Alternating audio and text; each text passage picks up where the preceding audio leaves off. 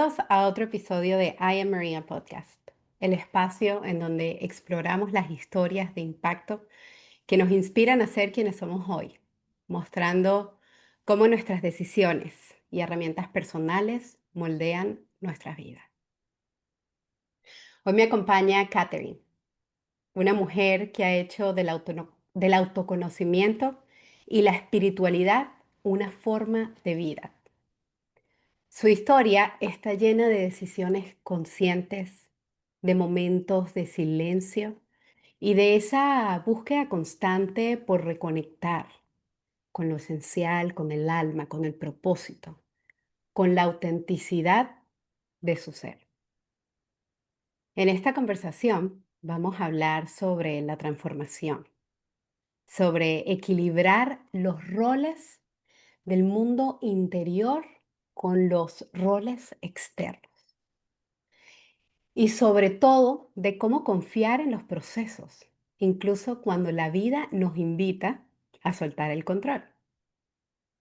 Hoy Catherine nos abre su historia con una honestidad que inspira y con una herramienta que nace de la experiencia, no de la teoría. Así que respira, abre el corazón y acompáñanos en este viaje de regreso a ti. Bienvenida Catherine, gracias por estar aquí hoy. Muchas gracias por la invitación, María. Es un honor estar aquí. Vamos a, por supuesto, empezar a conocerte y para mí una de las preguntas más importantes y a veces de las más difíciles es quiénes somos, cómo nos definimos, esas características y yo quiero preguntarte a ti, ¿quién eres tú? ¿Quién es Catherine Kristen? Soy una mujer que sueña en grande. Siento que no hay nada que no se puede hacer en la vida, solo la muerte. Siento que hay que rendirse.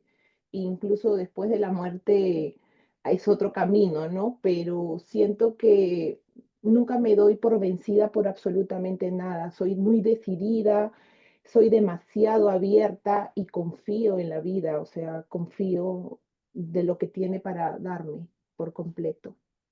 También soy mamá, soy esposa, soy amiga y creo mucho también en mi propósito, ¿no? Que es lo que la vida me ha traído hasta aquí, hasta este momento.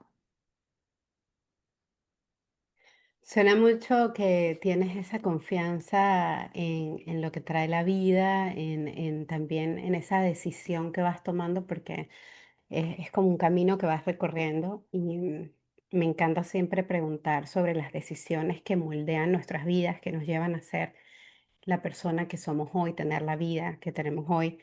Podemos hablar de infinitas decisiones. A mí me encantaría que tú nos digas de cuáles vamos a hablar hoy, una, dos, tres decisiones importantes que hayan marcado tu vida.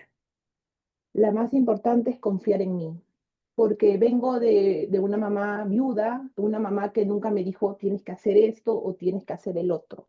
Yo tenía que hacerme responsable de cada paso que daba, para bien o para mal.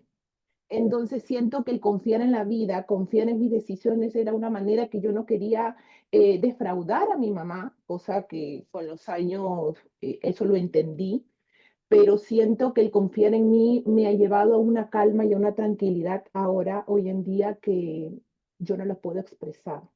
Porque aunque la vida te pone baches, porque así es la vida, yo confío en mí, siempre tengo esa lucecita prendida que todo pasa por algo, todo lo tengo que transitar, quiera o no. Y de ahí viene la resiliencia también. Confío en mí, me rindo hacia la resiliencia y es un camino que me ha dado mucha seguridad, mucha claridad en mi vida en general. ¿Tú crees que la confianza va de la mano del llamado despertar espiritual? No, no tiene nada que ver una cosa y otra. Yo confío en mí porque si yo no me miro al espejo y me miro que yo puedo, que yo soy capaz, nadie lo va a hacer por mí. Y ahí viene también de la mano el amor propio, la autoestima, ¿no? Nos pasamos la vida buscando que alguien nos solucione la vida cuando nosotros somos. Eso pasa en la adultez, pero a mí me tocó desde niña. Muchas personas dicen, es que en la adultez aprendí. Yo siento que nunca viví mi infancia como debería porque la vida me tocó así. Pero siento que en eso tuve que aprender a confiar en mí contra todo y todos. Y aunque me caiga, sigo confiando en mí porque es un aprendizaje continuo que me lleva a transitar lo que tengo que transitar. Mm. Y confianza te hace que no tengas tanto control, me imagino, ¿no? Sí, porque, por ejemplo, tú te pasa algo que tú estabas planeando, ponte, y pasa algo, tú tienes que fluir y confiar que por algo va a pasar eso, ¿no? Porque si te pones en el otro lado y quejándote, que eso yo pienso y es mi sentir que la vida me hace aprender de otra manera. Mm, definitivamente, algunas señales van viniendo. Lo más importante es la confianza que vayas teniendo para ir tomando lo que crees que es mejor para ti. Y es interesante pensar que la confianza no va de la mano de alguna manera de este llamado espiritual, porque yo pensaría que cuando estás despierto espiritualmente es cuando realmente estás conectado contigo y confías que lo que la vida te está dando em, es lo que es. Y a la vez, al tener ese despertar espiritual, tienes la confianza de decir, escucho mi voz interior. Entonces, cuando te pregunto y me dices, no tiene nada que ver, me encantaría que si podemos indagar un poquito en esto. De acuerdo a mi mapa de vida, a mí el confiar en mí vino desde muy pequeña. Vino desde muy pequeña porque tuve que asumir roles que no eran para mi edad, pero los tuve que asumir porque así me tocó. Entonces, en ese confiar en mí era el no quedarme paralizada o poder avanzar, ¿no? Avanzar lo que realmente quería, las metas, las cosas. Entonces, siento que antes del despertar espiritual, tuve que aprender a confiar en mí desde pequeña. ¿Me entiendes? Yo no hablaba bien, desde pequeña no hablaba bien, me costaba hablar, iba a terapia de lenguaje para hablar, confié en mí, empecé a hablar y siempre han habido retos constantes que me han llevado a confiar en mí. Qué lindo.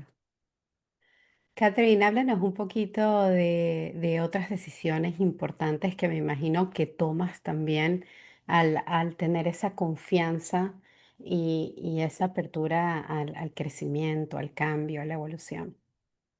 La segunda ha sido creer en el amor, ¿no? En un amor que evoluciona constantemente, un amor que tú tienes que ser tú misma y la persona que te va a querer o te va a amar tu esencia que tú eres sin cambiar nada, pero en evolución constante de diferentes retos. A eso hay que sumarle que yo vengo de una familia en el lado de mamá que los hombres abandonan a las mujeres, que los hombres son malos, que los hombres son abusadores, etcétera, etcétera, etcétera, o fallecen por el lado de mi papá. Entonces la mujer siempre está sola, ¿me entiendes? Entonces creer en el amor ha sido también otro reto constante porque cuando yo, no sé si decirlo, me volví a reencontrar con mi esposo, porque nosotros estudiamos en el colegio en Perú, pero nunca nos hablamos, ni mucho menos nos reencontramos eso. Yo venía de un tránsito, de algo transitorio, que era de una ruptura amorosa, que yo no quería saber nada. Como siempre soy muy cuadriculada y muy tajante en lo que me meto en la cabeza, yo descubrí una infidelidad por mí misma, porque yo lo creía y así era. Entonces, cuando yo conocí a mi esposo, no quería saber nada de hombres. Yo le decía al universo, a Dios, como lo llames, si me vas a mandar un hombre de ese tipo, es mejor que me quedo sola. Y bueno, así pasó. Cuando mi esposo aparece en mi vida, me mueve todo, ¿no? Porque yo nunca había, en mi vida había conocido un hombre así. Un hombre que me dé seguridad en todo aspecto, porque de por sí yo soy más de energía masculina que femenina en ese momento. Y resulta que me cambió toda la perspectiva. A eso hay que sumarle que él vivía aquí y yo vivía en Perú. Pero ni siquiera eso fue un impedimento. O sea, nosotros nos veíamos cada mes y nos veíamos y así, ¿no? y hubo una conexión que nunca en mi vida yo había sentido. Es como, yo siempre digo que él me conoce más que yo misma, ¿no? Porque es un hombre que me escucha, es un hombre que sabe, siempre está atento y eso es, ha sido muy transformador en mí porque yo vengo de una creencia que tengo que estar sola, que todo me lo tengo que solucionar, que todo es yo, porque así me crié. Entonces llega un hombre que te hace sentir en familia, que crea unos vínculos distintos y te hace sentir especial. Y creo que esa creencia del amor se me cambió por completo, ¿no? Y ahí empiezo a creer en el amor. Mm. Estamos hablando que la cultura de país, de familia, meto la religión, porque incluso en la cultura de nosotros tenemos, sí, tenemos como raíces, ¿no? Que pensamos que definen nuestra persona, es como patrones, ¿no? Quiero preguntarte a ti qué papel juega la cultura y la religión en los patrones que repetimos sin darnos cuenta, porque hablas incluso de que te vuelves a reencontrar con tu esposo, él en una cultura, tú en la otra, y esto se integra. No sé si lo ves así. Juega mucho porque, por ejemplo, en la cultura latina mucho se crea que el amor lo perdona todo. Entonces se dice, ay, que el amor, o sea, yo en mi cabeza digo, entonces uno tiene que perdonar los maltratos, los malos, todas las infidelidades, los golpes, etcétera, etcétera, etcétera. Y siento que esa es una creencia muy arriesgada de hace 1000 años, ¿no? Porque siento que una se tiene que, una o uno, porque también hay mujeres que maltratan a hombres, y siento que una se tiene que dar su lugar, ¿no? Eh, y para eso viene mi abuelita materna a decir la creencia, porque ahí se le suma, de que nadie se muere por amor, ¿no? Esa creencia que mi abuela siempre nos inculcó. Y creo que nadie se muere de amor. ¿Tú crees Mm, que te mueres de amor o crees que te mueres porque te vas a sentir sola de nuevo y te tienes que reconstruir? Pero de una creencia, depende cómo la veas en tu familia, va cambiando esa perspectiva. mm. Y Catherine, ¿cómo identificas que esa emoción que sientes o ese patrón que has crecido es realmente, no te pertenece? Estás cargando con algo que no te define como ser humano. Porque no ha pasado nada en tu vida que te haya puesto en ese sentir, ¿me entiendes? De la nada apareció ese sentimiento, esa emoción que empiezas a sentir. Si te pasó algo y tienes una consecuencia, que mira, me siento triste, maravilloso. Pero cuando uno arrastra de la familia es que no sé por qué estoy triste hoy, no sé por qué no quiero hacer esto. Es como que te desconectas Mm, de tu cuerpo, de tus emociones y comienzas a conectar con las emociones de otra persona. wow. ¿Tú crees que para que un individuo sane tiene que entender realmente su linaje? No, yo siento que lo primero que tenemos que hacer todos es tomar conciencia, mirarnos y tomar conciencia si yo me siento cómoda y contenta con lo que tengo y vivo ahora. De ahí, de la toma de la conciencia viene la toma de decisiones, ¿no? ¿Me quedo aquí o me voy? Y eso es así. Siempre tiene una decisión y una consecuencia. Entonces, cada persona es lo primero que debería hacer, ¿no?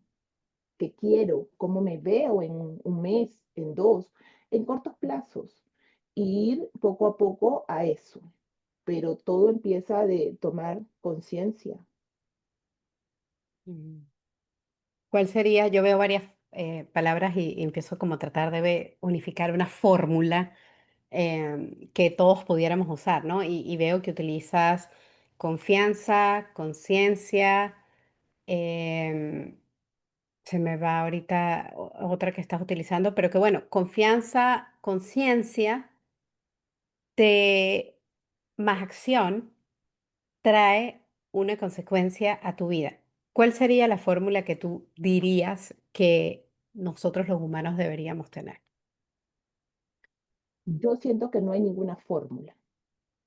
Siento que la conciencia es el paso uno y la fórmula se va creando de acuerdo al individuo. Lo que la toma de conciencia que yo la tomo es de acuerdo a lo que yo tomo es Catherine y la que tú tomas es de acuerdo a María. Somos seres humanos distintos y sentimos, vemos perspectivas distintas y la toma de conciencia va a ser distinta. Tal vez tú lo tomas Mm. hoy y mañana te olvidas y la toma de conciencia solo quedó de horas, ¿me entiendes? Pero puede ser que yo la tomo hoy día y yo soy más decidida y digo, sí, hoy día tiene que ser así, así y ya. Pero entonces cada persona es diferente y siento que la toma de conciencia es el paso número uno. El 2. No hay, tú lo tienes que ir encontrando en el Ah, camino. Es como encontrar las piezas, no del rompecabezas. y las Tengo de cada el uno. claro y tú lo vas poniendo. Ah, wow, qué interesante. O sea, imagínate todo lo que pueden hacer después de que un individuo tome conciencia. Muchas cosas. Te puedes comer el mundo, ¿no? Si así lo decides. Wow, qué interesante. Bueno, nos llevas a tu primera decisión, que es confiar en ti, tu segunda, que es creer en el amor, y cuál otra nos pudieras hablar. La tercera es confiar lo que mi alma tiene para mí, no lo que yo quiero con el ego, porque a veces uno como humano dice, yo quiero lo que mi ego dice, yo quiero lo que yo quiero, pero no es así, es lo que nuestra alma necesita. Y a veces la alma nos lleva a transitar por el dolor, por la oscuridad, y ahí es lo complejo. Entonces, si confías en tu alma, ¿tienes despertar espiritual o tampoco todavía se relaciona? El despertar espiritual es coger conciencia, conciencia que había aceptado antes y no quiero ahora, que aprendí, ¿me entiendes? Eso es el despertar espiritual. Antes la vida me da esto y en ese momento no lo tomé, fue un mensaje. La vida viene después, ¿me entiendes? Otra vez con ese mensaje, pero con el Mm. aprendizaje un poco más rudo. Tal vez antes, que era más suavecito, no desperté espiritualmente, simplemente lo observé, sí, pero no conecté. Pero después pasan los años y ya agarra el despertar espiritual. Entonces digo, uy, ahora sí, ¿me entiendes? ¿Qué tengo que hacer? Por eso es que entonces es totalmente diferente para cada persona. Sí. Y en tiempos diferentes, porque cada quien vive su experiencia para despertar. En la numerología se dice que depende, el segundo piso es de los 34 a los 42.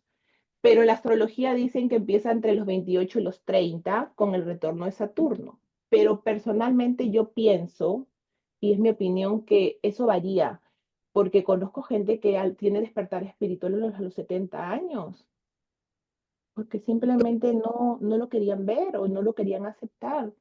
Pero ya la soledad, qué sé yo, la vida y todo les hizo entenderlo. ¿Tú crees que hay personas que se mueren sin despertar espiritualmente? Sí, yo sí creo. Y tienes la oportunidad en la otra vida con Ay, más intensidad para hacerte cargo. hay señales físicas, emociones, de alguna manera que brotan cuando indican que tu alma está pidiendo un cambio o despertar. La incomodidad. Mm. Siento que el alma te pide un cambio cuando ya te empiezas a incomodar. Ya no me siento cómodo o cómoda donde estoy. Observas tu vida y dices, ¿qué hice? Pero como el pasado no se puede cambiar, te tienes que hacer cargo del presente. Y ¿Qué eso hago? es, sí, tomar las decisiones, ¿no? Eso es, pero la incomodidad es lo que te lleva a todo. Mm. Yo siento que el 2025 ha sido un año muy incómodo para todos. Desde tu mirada, ¿qué energía, sientes que hay una energía colectiva que trae este año y que de alguna manera nos está pidiendo como sociedad, como humanidad cambiar? Este es un año de cierre, es un año cierre de pareja, cierre de tu antigua versión, de amistades, es un cierre colectivo, ¿no? Es un año 9 en la numerología, es un año del ermitaño, que nos enseñan a que tenemos que ser felices por una decisión constante, no con el apego a lo material, ni mucho menos. Entonces, ese es el año 2025. Así que bueno, invitamos con este capítulo a que tomen conciencia, a que busquen la manera de conectar y de confiar y de desarrollar la propia fórmula, porque sí, definitivamente es un año de, por lo menos por lo que yo veo en las redes sociales, se habla mucho de más cambios, se habla de más vulnerabilidad, hay mucho miedo, porque obviamente nos resistimos al cambio, ¿no? Pero, ¿qué le dirías tú, Catherine, a alguien que tiene miedo de mirar su historia o de abrir su mundo interno, despertar y realmente hacer un cambio, el cambio que se necesita? Le diría que cuánto más está dispuesto para continuar con la incomodidad, ¿no? Y si está dispuesto a que continúe sintiendo incómodo, tal vez le funciona, pero que si realmente se siente incómodo o incómoda y siente que ya no puede más, que tome acción, porque es una decisión constante. Y diaria. Ujú. Mm, me encanta. Me encantaría empezar a indagar un poco en las herramientas. Está la pregunta de cuál es tu cajita de herramientas, porque yo siento Ujú. que la vida, todos, decisiones, situaciones, tenemos una cajita, la vamos sacando las herramientas, cada quien tiene las propias y a mí me encantaría que me hablaras de cuáles son tus herramientas. Siento que la primera herramienta y la más importante es la desconectarme con mi familia. O sea, cada cierto tiempo o los fines de semana nosotros nos desconectamos. Nosotros nos vamos de viaje, nos vamos de campamento, conectar con la naturaleza, pero es algo continuo, ¿no?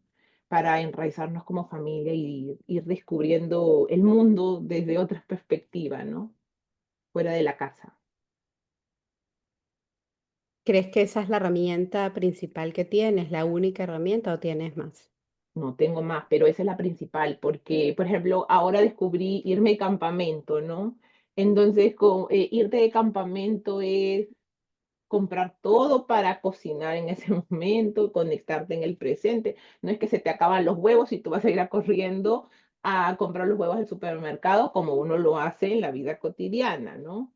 Es agradecer también ese momento y darte conectar con ellos, ¿no? Que una comida simple, no tan laboriosa, nos hace feliz comer cosas simples de la vida y eso es conectar con ellos, conectar que nos bañamos ahí en el lago, que nos embarramos de lodo y que veo a un niño corriendo y feliz de la vida, ¿no? Tal vez yo no viví mi infancia de esa manera, pero el conectar con mi familia también es sanador porque veo que tal vez el pasado no puedo cambiarlo, pero pues, y tampoco la infancia que tuve, pero puedo volver a sentir, a vivir una infancia a través de los ojos de mi hijo. Entonces, es una oportunidad sanadora también, la conexión que tengo con ellos. Qué lindo, porque sí, esos momentos de pausa, bueno, te conectan como tú dices, en la raíz, en la parte familiar, en lo personal, hasta imagínate como tú dices, en vivir la juventud que tal vez tú no tuviste o que puedes mejorar a través de la de tu hijo. Eso es una manera muy bonita de sanar también y de sanarle a él su linaje. Sí. Es muy linda, es muy sanadora, es sentirte libre también, ¿no? Porque también a veces creemos que las cosas materiales es lo que da la felicidad, pero la felicidad es una decisión diaria también. Entonces, cuando voy al de campamento, por ejemplo, o a diferentes lugares, también me desconecto, ¿no? Me desconecto de de la comodidad.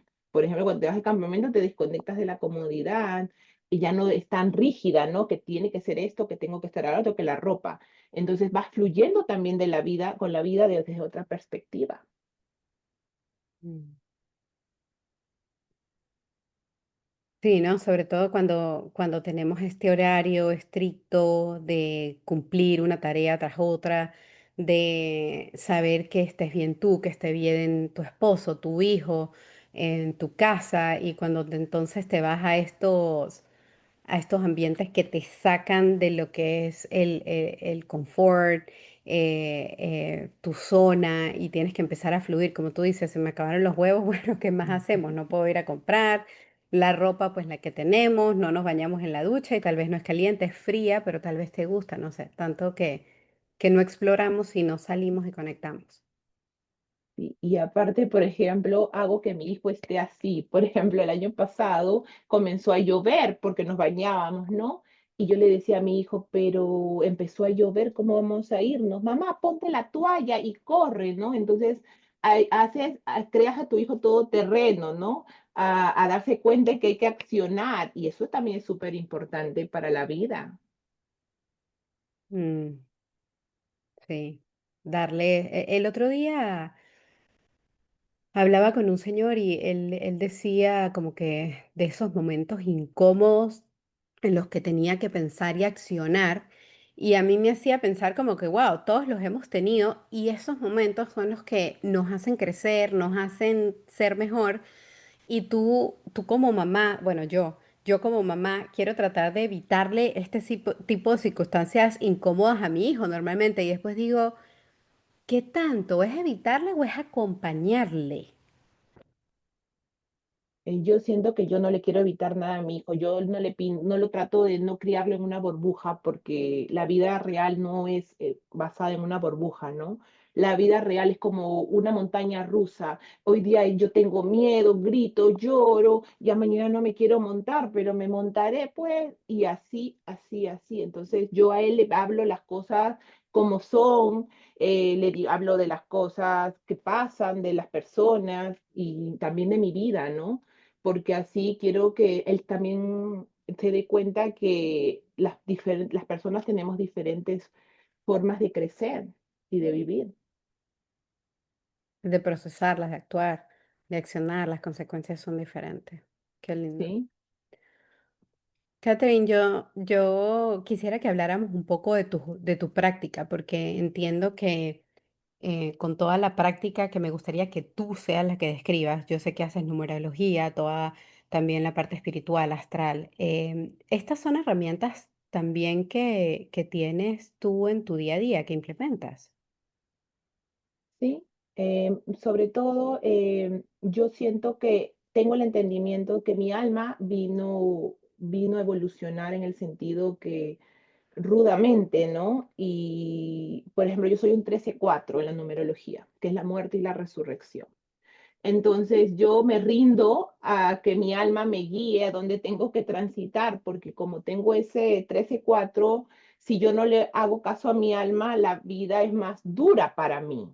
Entonces yo prefiero todos los días tomarlo como un aprendizaje, ¿no? Eso es lo que yo tomo del día a día. ¿Qué me está mostrando hoy? Esta incomodidad, ¿qué me está tomando esta decisión? Y lo tomo del día a día con mis decisiones, con mi forma de pensar. Cuando dices que escuchas a tu alma, ¿cómo sientes que tu alma te habla? Sé que has dicho que la incomodidad, pero sientes que siempre es así. ¿Sí? La alma, lo que pasa es que tú vienes tu alma viene con un mapa de vida, sea la astrología o la numerología. Ese es un mapa. De ese mapa vienen tus heridas, viene tu personalidad. A eso hay que acoplar si ya quieres saber el karma y las cosas que vienen de transgeneracional. Pero como primer lugar viene con tus heridas. Entonces, esta herramienta de autoconocimiento te hace entender, ¿no? Entender por qué viniste a transitar estas situaciones que te pasan en tu vida. Entonces, si tú lo tienes consciente, te pones a pensar, ¿no? Y estás analizando constantemente. Si tú sientes una incomodidad en el día a día, tú te autopreguntas, ¿no? ¿Por qué siento esta incomodidad? Y hay que buscar la raíz del problema, ¿no? si no la sabes en este momento. Yo vine a hablar contigo, me fui a la tienda, la señora me miró tal y no sé qué, ¿me entiendes? Entonces, algo te remueve y eso lo tenemos que llevar con, si tú ya sabes de la herramienta del autoconocimiento, tú conectas. O sea que los mensajes no siempre están adentro, ¿no? También están en situaciones externas. Claro, tu alma te viene a dar mensaje del día a día. Hoy día me amanecí, hoy día vi la noticia, hoy día es así. La respuesta está. Nosotros estamos en transformación constante. Nada es lineal. La sanación no es lineal. Nuestra alma evoluciona constantemente. Y desde el día que nacemos hasta el día que nos morimos, vamos a seguir evolucionando. Lo que hoy tal vez ya no me duele, mañana tiene otro proceso, otro tema que tengo que trabajar, otro tema que tengo que buscarle la raíz. Mm. So, cuando dices que todos venimos con esta huella energética o mapa de alma, ¿cómo crees que una persona puede empezar a leer ese mapa desde el alma? Es desde ese mapa del alma, es desde la curiosidad, es desde el miedo, es del control, desde la incomodidad, ¿cómo se empieza? Siento que primero tienen que tener conciencia, ¿no? O darse cuenta que están repitiendo, que le está incomodando. Y siento que el miedo te hace madurar, te hace crecer. Y siento que no hay que tener miedo, porque si ya sientes incomodidad, tarde o temprano va a aparecer. Las situaciones que vienes a cambiar, las vienes a cambiar tú como individuo, porque sé que como que si no la repitas en la próxima vida, pero también se habla como que del linaje familiar y de experiencias vividas o de cosas que tú también tienes que sanar, vamos a decir, de tu mamá, de tu abuela, de la tatarabuela o del abuelo. ¿Funciona así? Sí, por ejemplo, hay personas que en su mapa sale que vienen a trabajar la autoestima. Entonces, como individuo, tiene que enfocarse en el autoestima. Pero, por ejemplo, vas al mapa familiar, al inconsciente colectivo familiar, y fueron mujeres que tuvieron que quedarse calladas, mujeres maltratadas. Entonces, conectas el autoestima que ella viene a trabajar, que puede ser distinto. Puede ser que esa persona no haya sido maltratada ni que haya, ya, pero puede ser que sea una persona que sea un poco insegura. Entonces, si tú conectas, es la misma emoción, pero en diferente contexto. Con diferente huella energética. Sí, eso va variando. Entonces, si hay mujeres que sufren eso, ahí van varios temas que se van desglosando, ¿no? Depende de la persona lo que le va sucediendo. Y dentro de eso se va constelando inclusivemente y se va viendo desde otra perspectiva qué pasaron sus ancestras. De ahí es soltar el dolor para ellas, soltar para ti y acoplarlas, integrarlas también dentro del sistema. ¿Y qué tan atrás vas? Uy, va un montón de generaciones para atrás. Eso no se Incluso puede personas que no saber. llegas a conocer o saber. Sí, sí, Mm. se puede llegar. Siempre hay que ir a la raíz del conflicto, ¿no? Y la raíz del conflicto es la ancestra que puede ser que no la conozcas. Y puede ser que incluso sea parecida a ti y no la conoces, pero es igualita a ti. Wow, qué cool. No sé por qué se me viene la película de Mulan a la cabeza. Shah Mulan, despertando a los ancestros. Pero Ah, sí, no todo el mundo, a veces la gente tiene miedo, a veces la gente por control, ¿no? Por idealización también dice, no, es que no, yo no tengo problemas, pero la vida te va mostrando, ¿no? Pasan casos que vienen, quieren ver, ¿no? De un problema, pero dicen, no, es que a mí no me pasó, mi familia es maravillosa, yo he crecido en esto, todo es perfecto y hay que también esperar, ¿no? Porque si lo dicen eso, está muy bien y en su momento será. Claro, cada quien tiene su tiempo. Sí. En tu experiencia, ¿cuál es el error más común que cometen las personas cuando están buscando despertar o sanar? El querer cambiar a otro. Siento que es el error más común, porque uno sana porque decide uno sanar, pero no porque quieres cambiar al otro. El esposo, la amiga, la abuelita, nadie va a cambiar si no lo decide así. Es una decisión. Y siento que muchas personas todavía hoy en día dicen, ay, pero si esto, mi relación, esto se va a solucionar, mi relación con mamá y así. No, la que cambia eres tú, la que decide el cambio eres tú. Tu mamá no va a cambiar, tu pareja no va a cambiar. Mm. ¿Y tú cómo descubriste tú ese llamado, ese propósito que estaba? No sé si fue un despertar espiritual cuando decides acompañar a otros desde la astrología, la numerología. Creo que haces también trabajo, como estamos hablando, transgeneracional. Sí. La verdad que yo no lo busqué. Mi alma me trajo hasta aquí. Eh, sí tengo dones desde que tengo uso de razón, pero no es algo que yo buscaba, ¿no? Siento que la vida me trajo a donde estoy y me volví a rendir a ella y aquí estoy. Yo me dedicaba a otras cosas por muchos años y empecé con esas herramientas para conocer, ¿no? El por qué había tenido que vivir en mi infancia esos episodios, ¿no? Tan dolorosos. Entonces, una cosa me llevó a otra, se fueron despertando mucho más dones y así, así, cuando yo quería que mi familia cambie, por eso lo digo, yo quería que mi familia sane, me di cuenta que no, no se podía, ¿no? Porque ellos no lo decidían así. Entonces, la vida, unas tías sí lo decidieron así, y de ahí pasó otra, y así me trajeron donde estoy. No es algo que yo busqué. ¿Y ahora quieres compartir esas herramientas o ayudar a los demás a que tal vez ellos sean esas tías o ese despertar? Que ojalá que se queden, porque por lo que entiendo también hay muchas personas que llegan a ti y después nomás nunca aparecen. No, a mí sí los pacientes que vienen es porque sus almas los guían a mí, porque Mm. realmente son personas que ya han probado, el 70% de gente que viene conmigo son personas que ya han probado de todo, ¿no? Y esto es como la última opción que tienen. Entonces, es eso, y el 30 sí va rotando, ¿no? Y es de acuerdo a sus sentires. Pero el 70% sí me recomiendan, es de boca a boca la recomendación.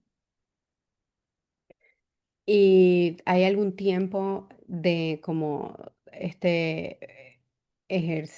¿cómo lo llamas? Terapias, sesiones, tratamiento, Terapia. que terapia.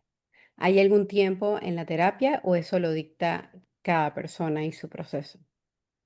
Depende qué tema quieras trabajar, qué tema, qué problemas tienes en tu vida, ¿no?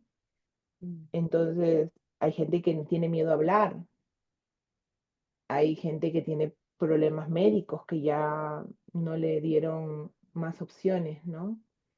Hay otras personas que vienen con divorcios, otras que vienen con inseguridad, falta de amor propio. La lista es muy variada. Vienen esposos también, cada uno por su lado. Me encanta eso. Cada vez vienen más hombres, sobre todo los hombres también les cuesta un poquito más, ¿no? Pero después también se rinden a la sanación. Pero el tiempo varía.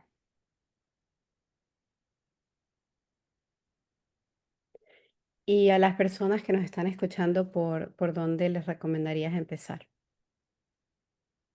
Eh, en primer lugar, pensar qué quieren, o sea, qué les está afectando en este momento, ¿no? Porque la respuesta está en la cotidianidad. Este trabajo ya no me gusta, siento que tomo decisiones apresuradamente, que no son las correctas. En el día a día van a encontrar la respuesta y qué te está repitiendo también en tu vida. Porque a veces pasa que continuamente se te repite y no lo quieres ver, ¿no? Siento que la respuesta está diariamente y siento que ahí es el primer paso. Mm. Ahí es donde tienes que tener la conciencia abierta para entender Sí, eso. sí. Mm.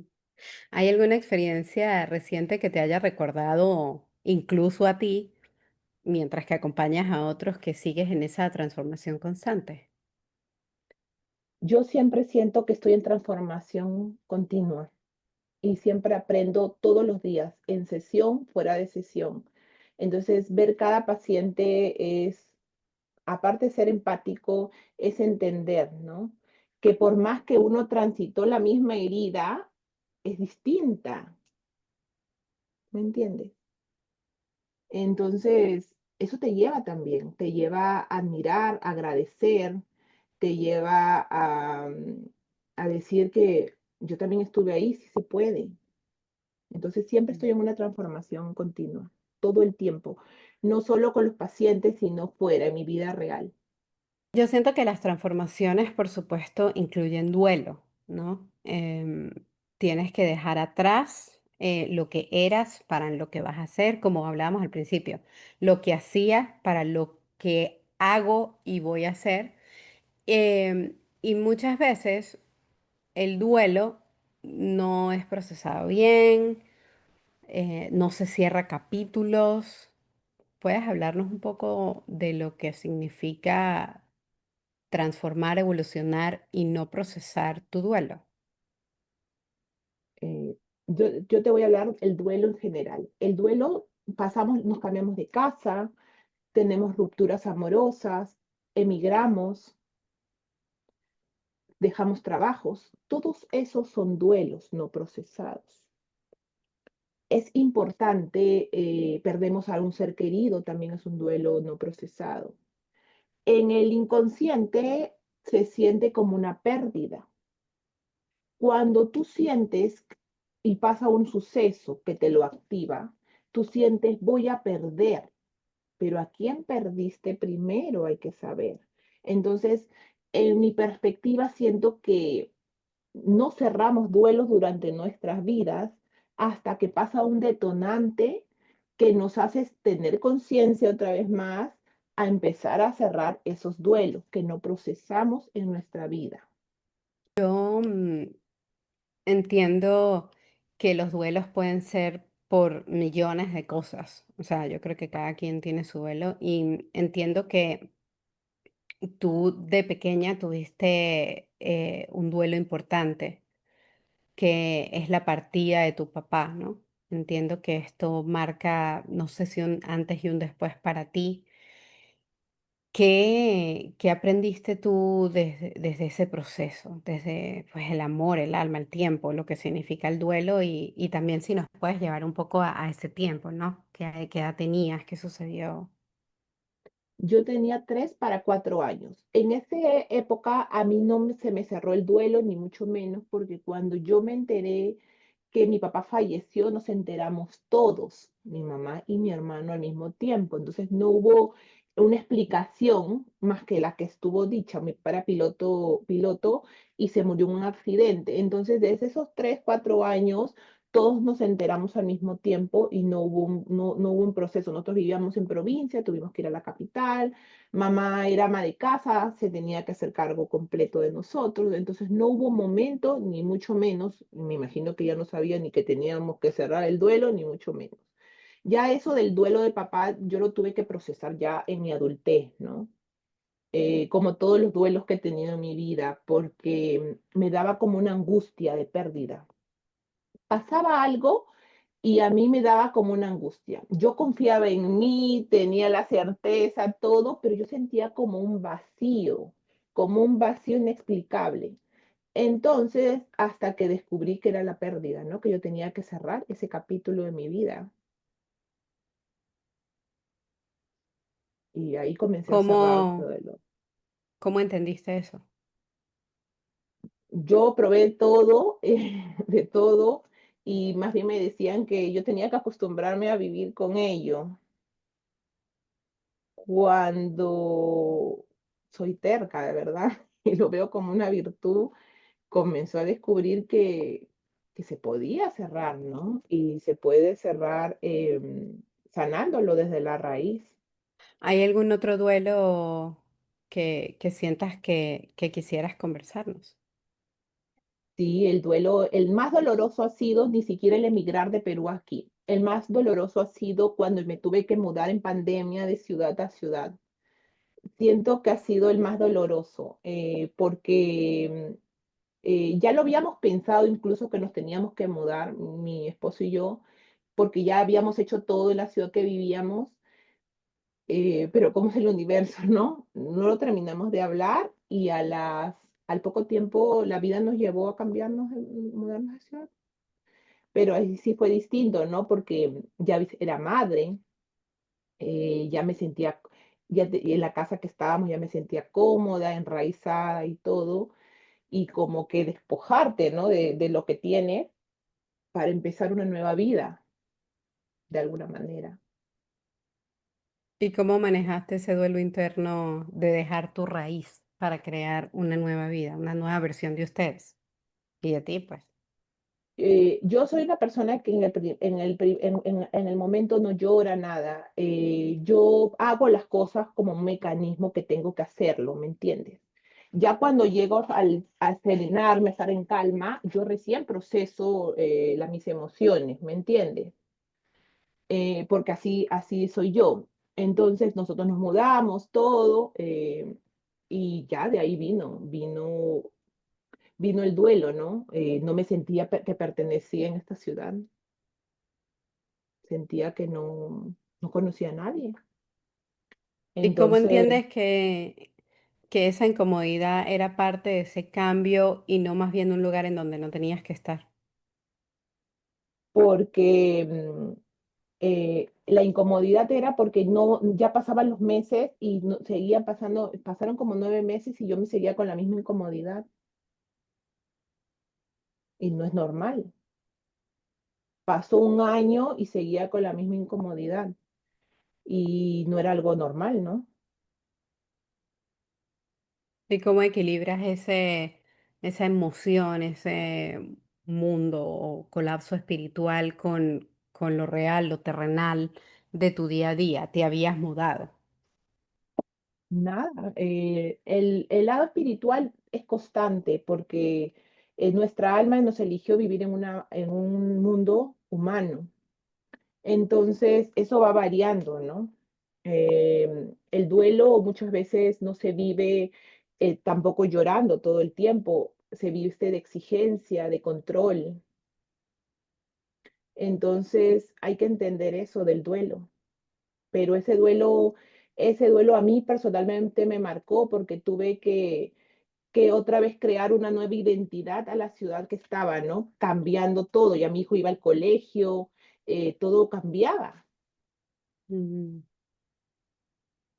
claro, es totalmente una nueva vida. claro, de cuidarlo todo el día a dejarlo que ya tenía que ir al colegio, ¿me entiendes? Entonces, de estar todo el día con él a verlo desde las 4 de la tarde que lo recogí en el colegio. Ese también fue otro duelo. Mm, También hay el otro duelo que es cuando somos madres. Perdemos nuestra identidad por ser madre, nos cambia el cuerpo, nos cambia todo. Y siento que también ese es un duelo. mm, sí. Mirando atrás todos estas situaciones, entiendo que muchas situaciones duras que has vivido en tu vida, dirías, no sé si pensarías si cambiarías algo de tu vida o considerarías que lo harías mejor. Absolutamente nada. Porque hasta el dolor me ha dado un aprendizaje, ¿no? El dolor me ha hecho soltar, ser resiliente y siento que todo tiene un porqué y un para qué. Y siento que no cambiaría nada, porque si cambiaría no sería la Catherine que soy hoy en día. Ni pudieras ayudar de la manera que acompañas hoy en día también, ¿no? Desde tu experiencia. ¿Sí? Yo siento que la fortaleza que he aprendido es por todo lo que he vivido. Y siento que cuando viene alguien a contarme sus problemas, le digo siempre que no pasa nada, Cuando vienen madres solteras, también les digo que no pasa nada, porque yo crecí con madres solteras y son súper trabajadoras y salen adelante y se comen el mundo. Y las admiro, porque a pesar que no tuvieron las herramientas, ellas tomaron y toman la decisión hasta hoy en día de avanzar. ¿Qué consejo le darías a alguien que está debatiendo entre soltar una situación por miedo, sí, por miedo, por control, tantas cosas? Que confíe en él, que confíe en su alma, que el alma le va a guiar donde tenga que ir. Que confíe y escuche su alma. Sí, un ejercicio bueno que yo hago siempre que ando un poco confundida es que le digo a mi alma, antes de dormir, le digo, le cuentas lo que pasa, ¿no? Y le digo, alma, ya muéstrame. Pero el alma, hay que recordar para hacer este ejercicio que el alma no te va a llevar por el camino siempre, ay, suavecito, ¿me entiendes? Te va a llevar a transitar un momento muchas veces de dolor. Y ahí Para que está aprendas. para que aprendas. Sí, pero es un buen ejercicio. Yo que soy determinante ya con todo, ¿me entiendes? Incluso últimamente yo pasé el duelo de mi perrita en marzo este año y mi perrita no se quería ir, no se quería ir mi perrita. Entonces yo le digo a mi alma, ya, ¿qué tengo que hacer para que se vaya? Porque yo sé que ya no se va a ir y ya está sufriendo y yo no. ¿Qué pasó? Le dio demencia a mi perrita. Tuvimos que dormirla. Fue doloroso, dolorosísimo, pero hay que rendirte también. Son cosas que pasan. Solo te queda lo bueno que hiciste, ¿no? Como la traté como una reina, pero más que eso no se puede. Mm, Difícil, sobre todo cuando tienes que dejar ir, Es soltar. difícil soltar, muy difícil. Siento que soltar a un animalito me ha costado mucho más que soltar decisiones de mi vida constante. Siento que si me preguntas, lo más doloroso que yo he pasado en mi vida es soltar a mi perra. ¿Por qué crees que eso pasa? Porque tú empiezas a entender a los perros desde otra perspectiva. Es un amor que incondicional. El perro te ama, te mueve la cola, te recibe como lo máximo, ¿no? Y te da un cariño que nadie te lo da, sin Mm, cuestionamiento. No te dice, es que tú eres así. Para el animalito tú eres perfecto. Y siento que ese vínculo es difícil de soltar. Más cuando mi perrita dormía en mi cama, ¿me entiendes? Yo le tenía que preparar el almuerzo y almorzábamos todos juntos como una familia, los perritos así. Entonces, era como un hijo más.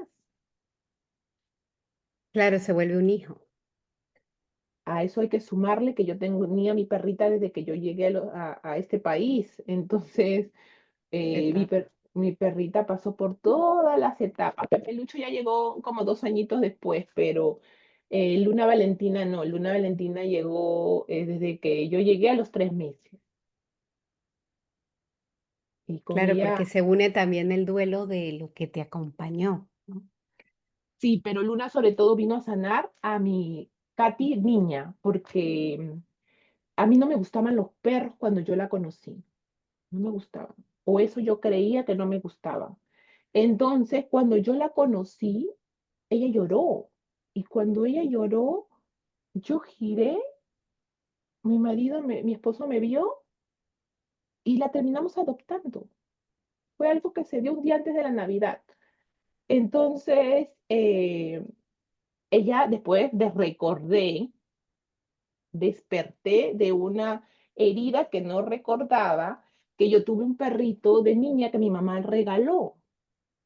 Entonces, no era que no me gustaban los perros, sino que había creído que no me gustaban para no volver a sentir ese A dolor de sufrir. niña que no se cerró.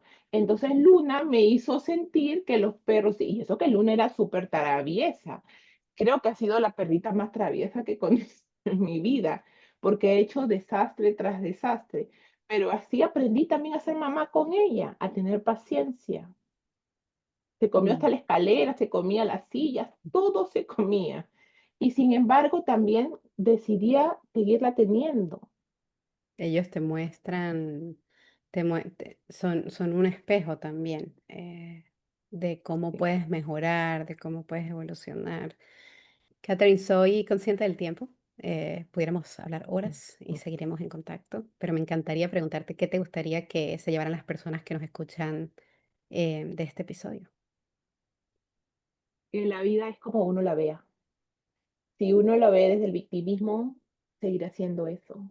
Pero si tú la ves con color o multicolor, siento que la vida va a tener otra sensación y otra perspectiva. Todo se puede trabajar, todo se puede sanar. Lo que dolía antes no duele hoy. Es una decisión constante y siento que como adultos podemos hacernos cargos. Ya no somos niños, ¿no? Para esperar que alguien se haga cargo de nosotros. Siento que como adultos nosotros podemos hacerlo. Totalmente. Acompañar, abrazar a nuestro niño. No podemos cambiar lo que hacía, pero sí lo que hago y lo que voy a hacer. Así que gracias, Catherine, por recordarnos que la verdadera transformación no ocurre cuando todo está claro, sino cuando aprendemos a estar presentes en medio de la incertidumbre, porque tenemos que confiar en nosotros mismos, en el universo, en el alma, en lo que sea que nos esté mandando la señal. Así que si este episodio te resonó, compártelo con alguien que esté buscando reencontrarse con su propósito o simplemente necesite un recordatorio de que todo pasa y todo nos enseña. Y les vamos a dejar definitivamente las redes sociales de Catherine para que la sigan, para que comiencen, para que ella los pueda acompañar si es que su alma está despertando.